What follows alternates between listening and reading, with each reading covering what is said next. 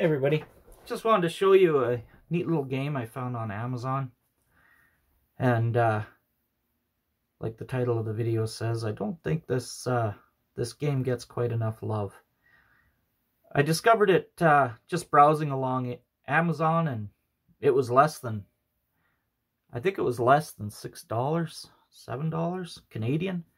It's Canadian pesos, so I mean in US dollars it's going to be quite reasonably priced. It's 130 pages, 141 pages, so yeah, not bad at all. It's based on Matt Finch's Swords and Wizardry rules, which I'll show these later, but right now I just want to talk about this. So it's based on those, so it's got ascending and descending armor class.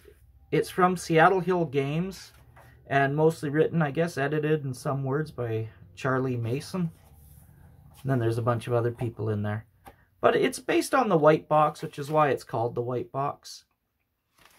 And it's a D20 system. And it covers just about everything. It's rules light. And I think it does a very good job of simulating the white boxes, or white box. The modifiers are just very simple. If you have 15 or better, you've got a +1. If you're under 6 or less, -1, and 0 is average.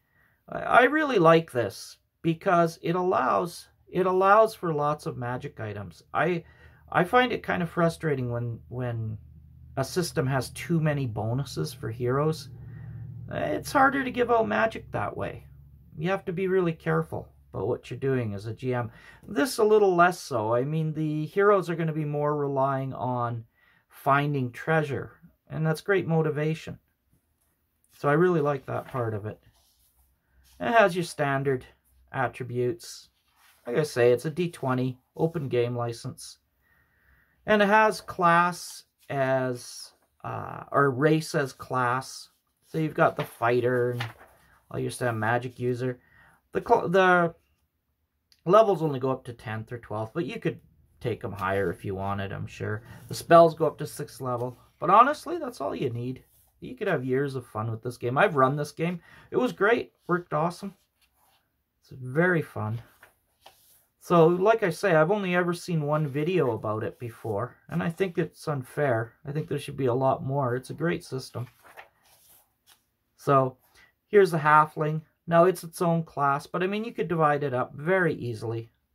The author has said in here many times that the intention of the rule set is to be minimal, so that the GM or DM can modify it as much as they want.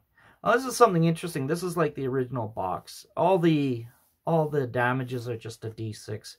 Although this game has modifiers for them.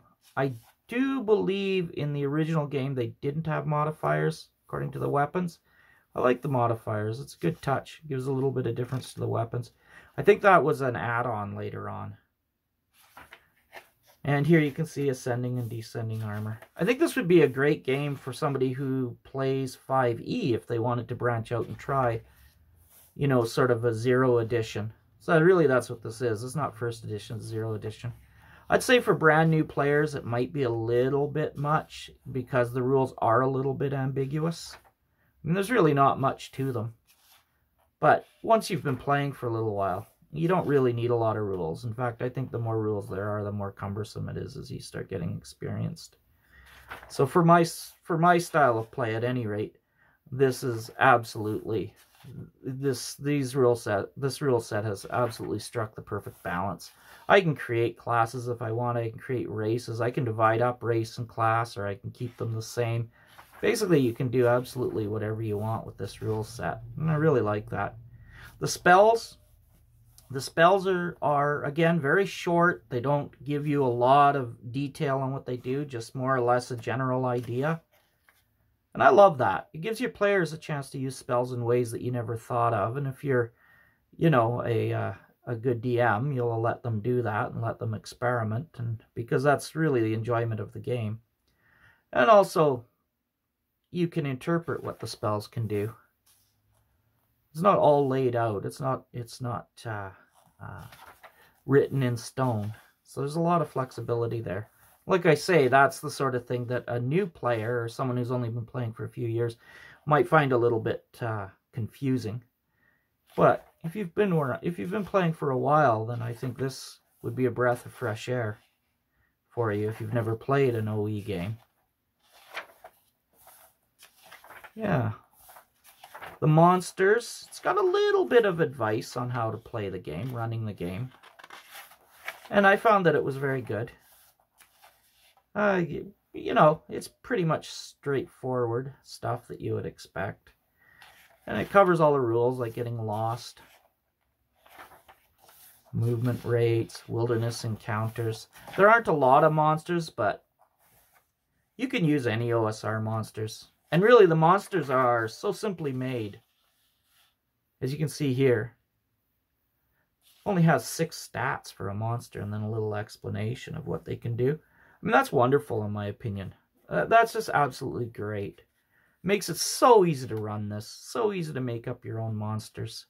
Instead of spending hours or, well, days or you know, prepping for an adventure or reading a great big thick book for an adventure, you can just crack one off so fast. And that's what I like about this.